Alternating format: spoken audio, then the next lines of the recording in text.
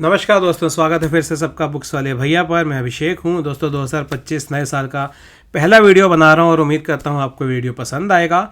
इस वीडियो में मैं जिस बुक की बात कर रहा हूं उस बुक का टाइटल है नगरोटा अंडर सीज बाय भावना अरोड़ा। जी हाँ, भावना जी एक जानी मानी लेखिका हैं। इससे पहले वो कई नावल लिख चुकी हैं और इससे पहले भी जो उनकी किताब आई थी वो इंडियन आर्मी पर ही थी। दोस्तों इस बुक में भावना ने बताया है नागरोटा के बारे में। जी हाँ, एक आर्मी बेस कैंप था जिसपे कुछ वर्ष पहले आतंकी हमला हुआ था और आर्मी के कई जवान जो हैं इसमें शहीद हुए थे। भावना ने बताया है कि कैसे अटैक हुआ था, कैसे आर्मी के लोग भी they were caught surprise, caught off guard, क्योंकि काफ़ी सोची समझी साजिश थी। जिस वक्त आर्मी के लोगों की ड्यूटी बदल रही होती है उस वक्त ये अटैक हुआ था, क्योंकि उन्हें लगा था शायद ये बेहतर टाइम है अटैक करने का। और ये एक ऐसे एरिया में हुआ था जहाँ पर आर्मी के लोगों की फैमिलीज़ रहती हैं। तो जैसे मैंने कहा, काफ़ी वेल ऑर्केस्ट्रेटेड ये अटैक रहा था और दुर्भाग्यवश हमारे कई जवान शहीद हुए इसमें। भावना ने काफ़ी डिटेल में उन सब फैक्ट्स का, उस सिचुएशन का विवरण करा है कि कैसे अटैक हुआ, कैसे हमारे जवानों ने उसको फाइट करा, अपने प्राणों की आहुति दी। लेकिन ये वो वजह नहीं है कि आप इस किताब को पढ़ें। इस किताब को पढ़ने की एक ख़ास वजह है।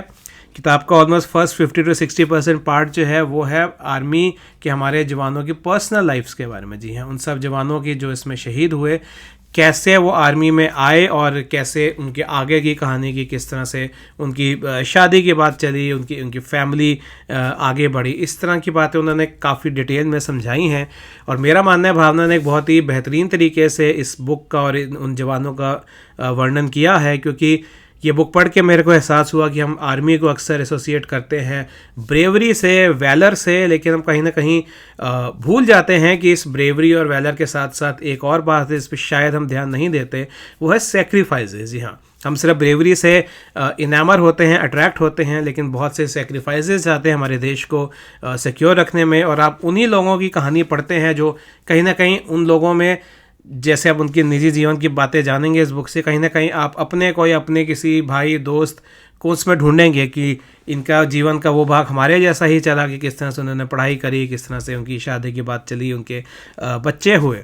लेकिन जो पहला भाग, जैसा मैंने कहा, मेरे को वो बहुत ही इंप्रेसिव लगा था, क्योंकि वो एक रिमाइंडर है कि हम किस कॉस्ट पर हम लोग आज़ादी से चैन की सांस लेकर हम घूम रहे हैं, अपने को सुरक्षित महसूस करते हैं, क्योंकि इसके पीछे बहुत से पर्सनल सेक्रीफाइसेस हैं। और कई जगह आप पढ़ेंगे कि जिन जवानों ने अपनी प्राणों की आहुति दी, उनके छोटे छोटे 1 साल या 2-3 साल के ऐसे बच्चे थे और वो उनको छोड़कर, अपनी वाइफ्स को छोड़कर दुश्मनों से लड़ने के लिए गए।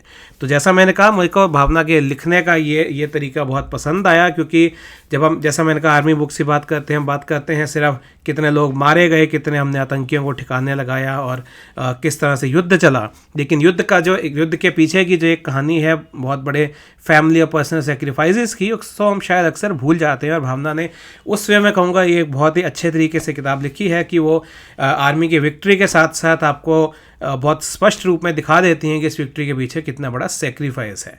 तो दोस्तों, ऑल इन ऑल मैंने साल की शुरुआत करी इस किताब से और मुझे लगता है मैंने बहुत अच्छा डिसीजन लिया। I love reading this book और मैं कहूँगा कि ये वो बुक है जो सबको पढ़नी चाहिए, और ना सिर्फ पढ़नी चाहिए बल्कि याद रखनी चाहिए कि हमारी स्वतंत्रता की, हमारी इस आज़ादी की असली कीमत क्या है।